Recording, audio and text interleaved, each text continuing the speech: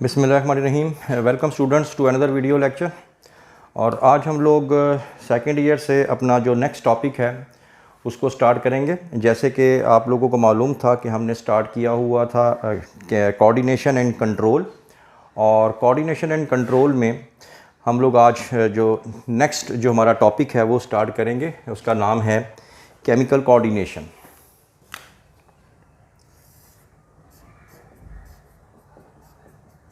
Chemical coordination.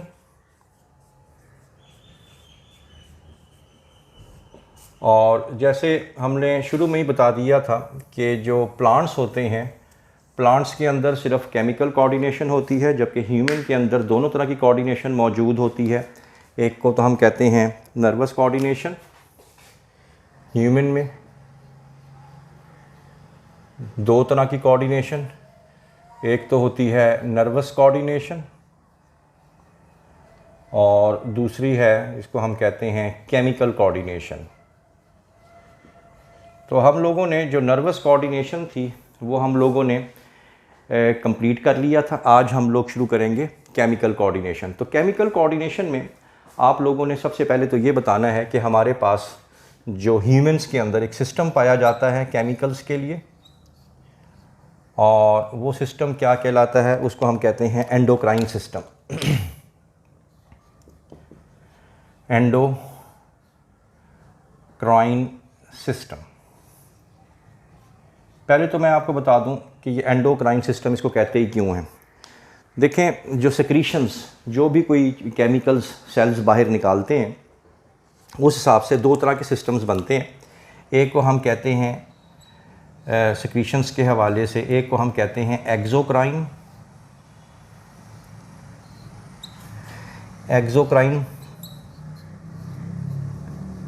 और एक को हम लोग कहते हैं एंडोक्राइन।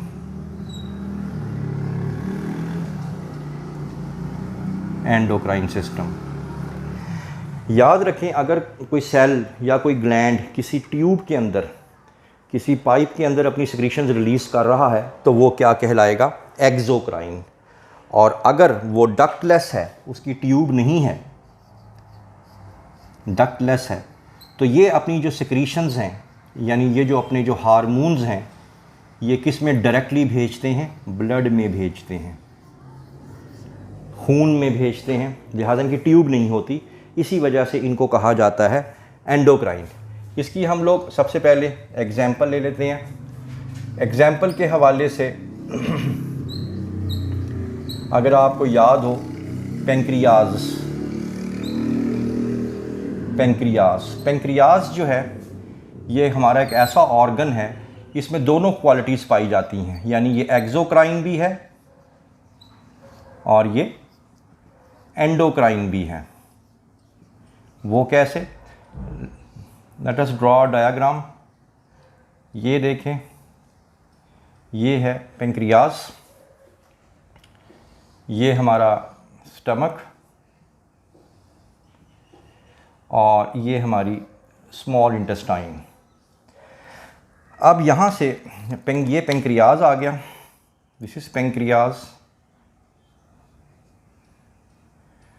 अब पेंक्रियाज से अगर आपको याद हो, हमने पढ़ा था फर्स्ट ईयर में, यहाँ से एक ट्यूब आती है, एक डक्ट आती है सेक्रीशंस लेके, और इस ट्यूब को हम लोग क्या कहते हैं, पेंक्रियाटिक जूस। Pancreatic juice. और इस ट्यूब को क्या कहते हैं, पेंक्रियाटिक डक्ट। पेंक्रियाटिक डक्ट बोलते हैं। तो लिहाजा क्योंकि ये ट्यूब में जा रहा है, तो ये पेंक्रियाज कैसे काम कर रहा है, एक्सोक्राइन के तौर पे। और यही पेंक्रियाज जो है ये इंसुलिन भी प्रोड्यूस करता है, इंसुलिन, ग्लूकेगॉन। और ये डायरेक्ट किस में जाते हैं, ये किसी ट्यूब में नहीं जाते, बल्कि किस में चले जाते हैं, डायरेक्ट ये ब्लड में चले जाते हैं। तो लिहाजा ये कौन सा इसका फंक्शन हुआ, ये हुआ एंडोक्राइन फंक्शन। तो ये आप लोगों ने इसके अंदर बता देना है। अब हम जो आज जो टॉपिक स्टार्ट किया है केमिकल कोऑर्डिनेशंस, तो केमिकल कोऑर्डिनेशंस में हम लोग हार्मोन्स पढ़ेंगे। और हार्मोन्स जो हैं, इसका लफ्ज़ी मतलब क्या है, ये ग्रीक ज़बान से आए हैं और इसका मतलब होता है setting in motion. Setting in motion, किसी चीज़ को हरकत में लाना, यानी ये हम अफेक्ट करेंगे हमारी बॉडी में होने वाले डिफरेंट केमिकल रिएक्शंस को डायरेक्टली और इनडायरेक्टली करेंगे। और ये हमारी पूरी बॉडी में हार्मोन्स जो हैं, आपने याद रखना है 20, इसका कलर चेंज कर लेते हैं, 20 डिफरेंट टाइप्स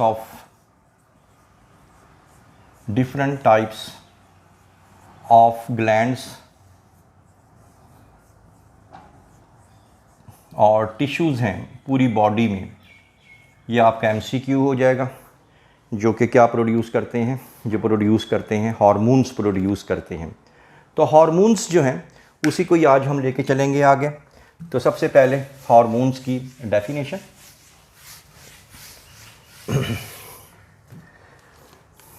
तो नेक्स्ट आ गया जी हार्मोन्स। हार्मोन्स जो हैं, hormones are the organic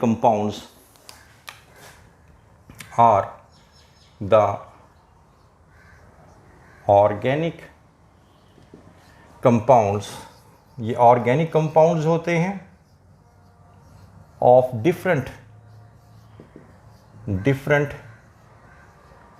structural complexities. मुख्तलिफ़ किस्म के केमिकल स्ट्रक्चर्स के बने होते हैं, किसी एक तरह के नहीं होते। अभी हम लोग देख लेंगे डिफरेंट स्ट्रक्चरल कॉम्प्लेक्सिटीज़। अब ये जो हार्मोन्स हैं ये क्या करते हैं, ये डायरेक्टली पोर्ड इनटू ब्लड, जैसे मैंने बताया, या सेल या टिश्यू या ग्लैंड जब इसको बनाएगा, ये हमेशा एक जगह से दूसरी जगह पोर्ड हो जाएंगे, किसमें, ब्लड, और ब्लड के ज़रिए एक जगह से दूसरी जगह जाएंगे, ट्यूब के ज़रिए नहीं जाएंगे। अब ये अंडरस्टूड हो गया, जितने भी हार्मोन्स होते हैं ये ब्लड के ज़रिए ट्रैवल करते हैं, ठीक है, और टारगेट सेल पे जाके पहुंचते हैं, ब्लड में दाखिल हो जाएंगे और जाके टारगेट सेल को, जिस सेल पे इसने अफेक्ट करना है उस पे जाके ये अफेक्ट करेंगे, बाकी किसी और सेल को अफेक्ट नहीं करेंगे। इसी वजह से ये भी बहुत स्पेसिफिक होते हैं अपने काम के हवाले से। पहली बात तो ये हो गई। दूसरी बात, ये do not initiate new chemical reaction.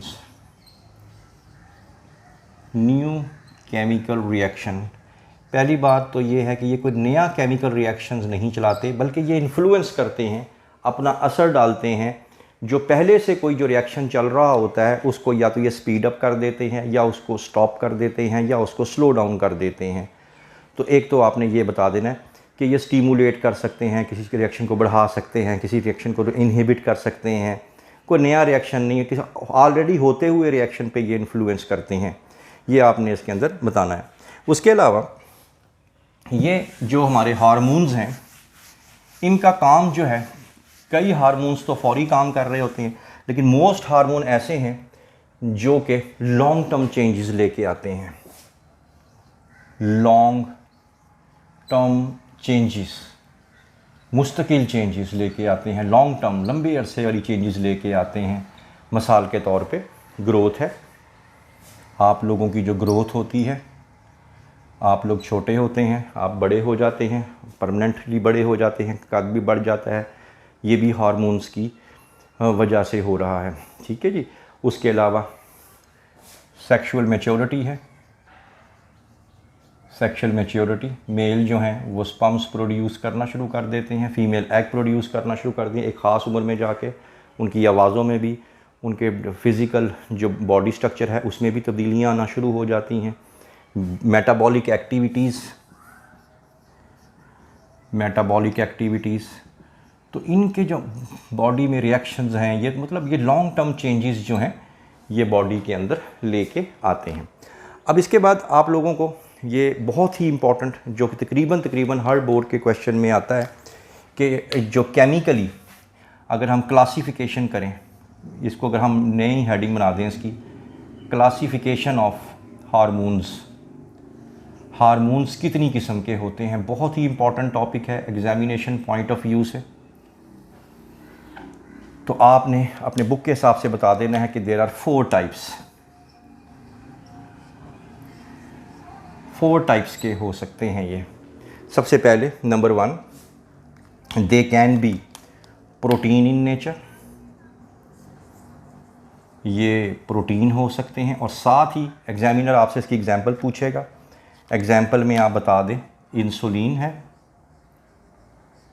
And glucagon है, ग्लूकागॉन, तो ये आप लोगों ने बता देना है। फिर नंबर 2 पे आप बता दें अमाइनो एसिड्स, अमाइनो एसिड्स, कुछ ऐसे भी हैं जो अमाइनो एसिड्स हैं और उसके अंदर आपके सामने आ जाएगा थायरॉक्सिन, उसके बाद एपिनेफ्रिन, एपिनेफ्रिन को यहीं याद रख लें, इसका दूसरा नाम क्योंकि आगे जाके फिर ये तंग करेगा, एड्रेनालिन, और नॉर एपिनेफ्रिन, नॉर एपिनेफ्रिन, और नॉर एपिनेफ्रिन को हम लोग नॉर एड्रेनालिन भी बोलते हैं।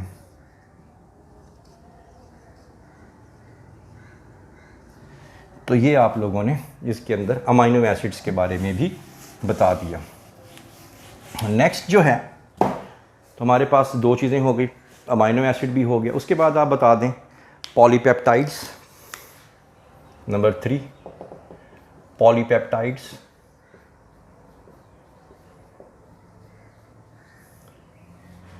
तो पॉलीपेप्टाइड्स में जो आप लोगों ने एग्जांपल देनी है उसमें वैसोप्रेसिन है एक हार्मोन, इसके फंक्शन हम आगे देखेंगे। वैसोप्रेसिन को हम लोग ADH भी कहते हैं और ऑक्सीटोसिन भी बोलते हैं। और लास्टली आप बता दें चौथी किस्म जो है इसकी वो हैं स्टीरॉइड्स। और स्टीरॉइड्स इन नेचर में आप लोग ये बता दें कि इसमें आ जाएगा एस्ट्रोजन,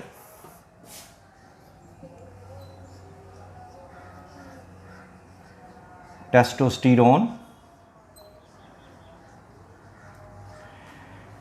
एस्ट्रोजन, टेस्टोस्टेरोन और इसके अलावा कॉर्टिसोन।